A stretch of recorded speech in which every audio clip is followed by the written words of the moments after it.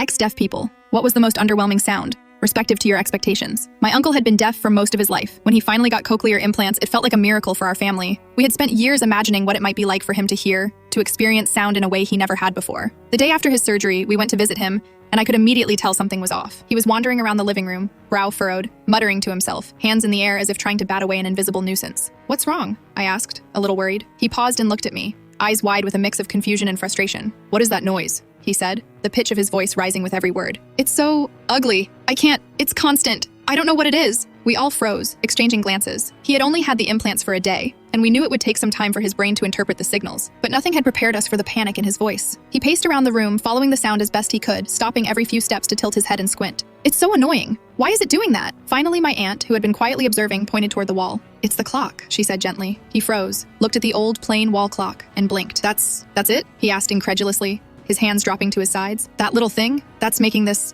ugly sound?" We all laughed, though carefully, because he was still processing the shock. He muttered something about how it was ridiculous that a clock had to make any noise at all. He said he didn't understand why anyone would need to hear that constant tick-tick-tick. For him, it had sounded like an obnoxious, buzzing, mechanical scream in his ears for hours, and he was thoroughly convinced something had gone wrong with the implant. After that, he spent a while in the living room, sitting in the armchair, listening. He didn't speak much, just letting the sounds wash over him. The hum of the refrigerator, the distant car engines outside, the faint creaks of the house settling, all of it was new, overwhelming, and exhausting. It was a sensory overload, but it was also fascinating. Then came a quieter, happier moment. My uncle's younger brother, his sibling who had spent countless hours explaining the world to him over the years, leaned over to say hello. The first time my uncle heard him speak clearly, without lip reading, he froze. Tears welled up in his eyes as he recognized the sound. He couldn't stop smiling, shaking his head back and forth, marveling at the nuances in his brother's voice, the rise and fall of tones, the laughter tucked between words, even the pauses. He cried silently, just letting himself feel the joy and the wonder. That moment was so pure, so overwhelming, that it made the earlier frustration with the ticking clock almost comical. He spent the next hour repeating simple phrases, asking his brother to say certain words again, just so he could experience the sound fully.